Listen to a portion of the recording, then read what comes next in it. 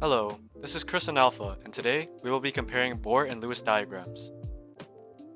So a quick overview of the comparison before we get started. Alpha and I will first explain each diagram and its components, then compare them. I will be using singular elements and compounds to show how each diagram displays them and the differences between the two. Firstly, let's take a look at the Bohr diagram. The Bohr diagram is a comprehensive diagram of the atom. It consists of an atom's number of protons and neutrons, the orbits, and the electrons. The electrons are strategically displayed in pairs to avoid clutter and confusion. This diagram is an ion displayed through the Bohr model. As you can see, the difference between the neutral atom and the ion is that the Bohr ion is bracketed and the charge is displayed on the top right. Next, the covalent compound shown in Bohr form. The electrons are colored differently to help clarify the diagram. As you can see, it gets quite cluttered as more and more elements are introduced into a compound. This is where the Lewis diagram comes in. Hello, my name is Alpha, and I will be taking over this part to talk about the Lewis diagram. To start off, let's talk about how a Lewis diagram works compared to the Bohr model. The Lewis diagram only shows a symbol. It does not show the amount of protons or the amount of neutrons that the element may have. Unlike the Bohr model, the Lewis diagram only shows the valence electrons. This makes everything neat and organized.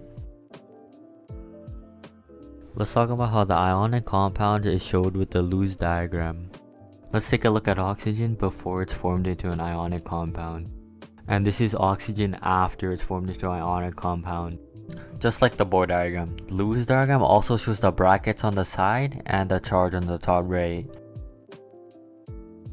Let's take a look at a covalent compound now.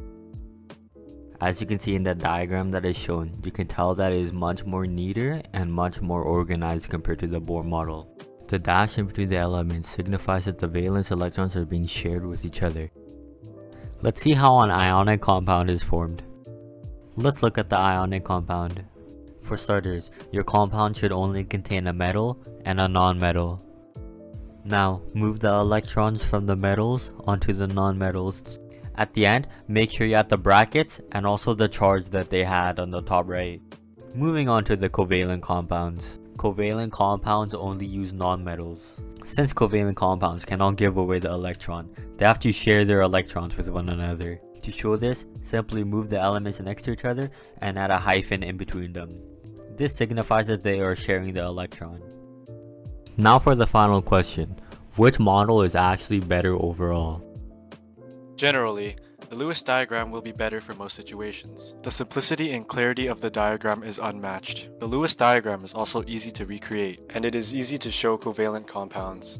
However, the Lewis diagram isn't great for detailed demonstrations. But that's the thing, it's not supposed to be. The Bohr diagram is essentially the opposite of the Lewis diagram. It can provide more details in the sense that you can see each individual part of the atom and the entire atom overall. This is helpful to people who may have trouble visualizing chemical processes. However, like I've said before, it can get quite cluttered with the Bohr diagram as multiple elements are introduced, especially with covalent compounds. In the end though, it is just down to personal preference. It is up to the person whether or not it is the correct time to use either of the diagrams, and if they could use each diagram effectively. Thank you for watching.